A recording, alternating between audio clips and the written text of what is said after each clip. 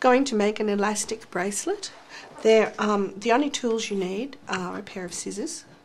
The other thing I like is a piece of just tiger tail or beading wire that is about 6 inches long, and I bend it in half, bring the two ends together, bend it in half, just so that I've made a little V shape, and this acts as my needle. And the good thing about this is that I can take it on and off easily because it's open-ended. The next thing you will need is your elastic.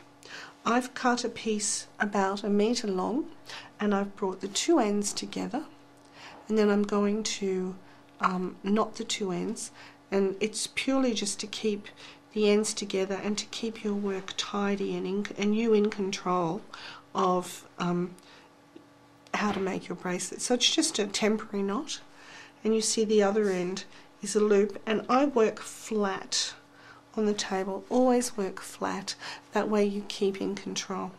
Now I've already laid out my beads in the order that I'm happy with, and I think I've got it about long enough, but you can adjust that at the end, so it really doesn't matter.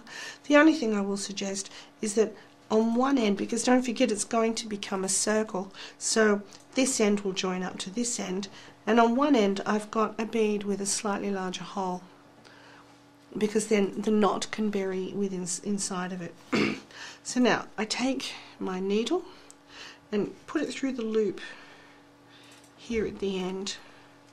I'm just going to work flat, and I bring the two ends together, and I can thread on my beads. And by just keeping my hands down on the table and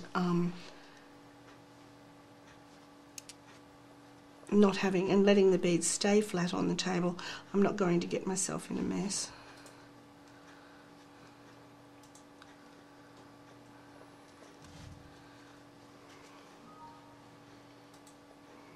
I'm using check glass beads here, and these silver ones are those fabulous beads that are pure silver on an acrylic base, and they're fabulous because they're really lightweight, they don't tarnish, and they're really scratch resistant and last a really long time.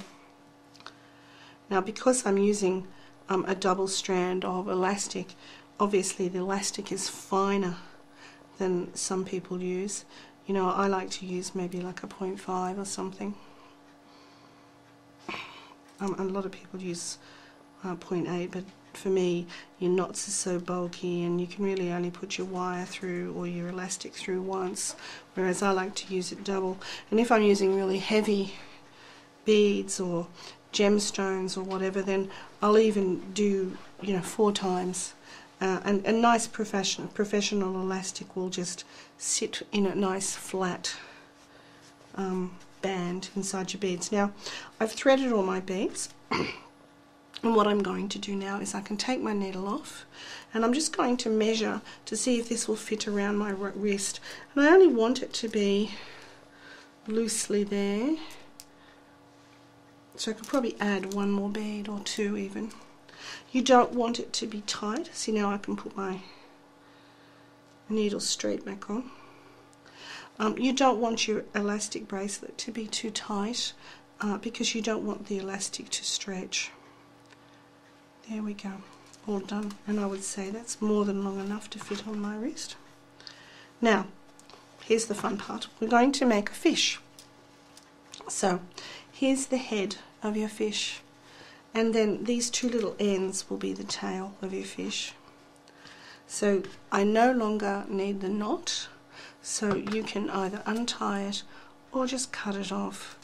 The reason I always say start with a long piece of elastic is because the last thing you want is not to have enough elastic to tie your knots at the end.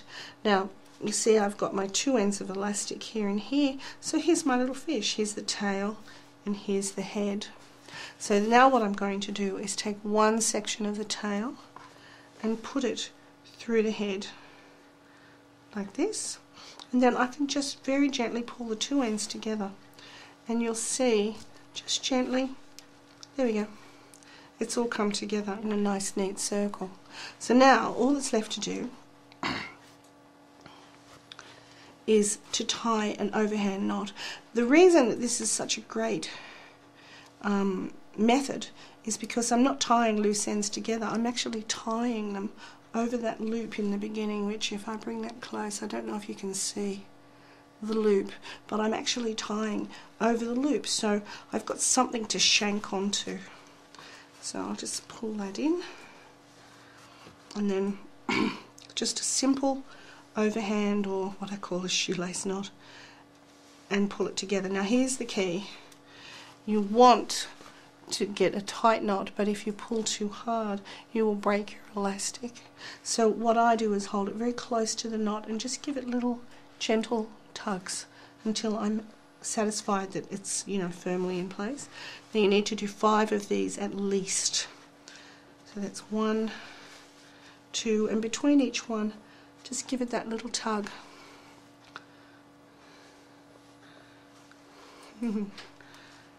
3,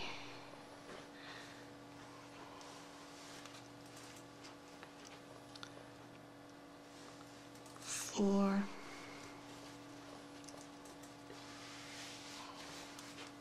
and 5.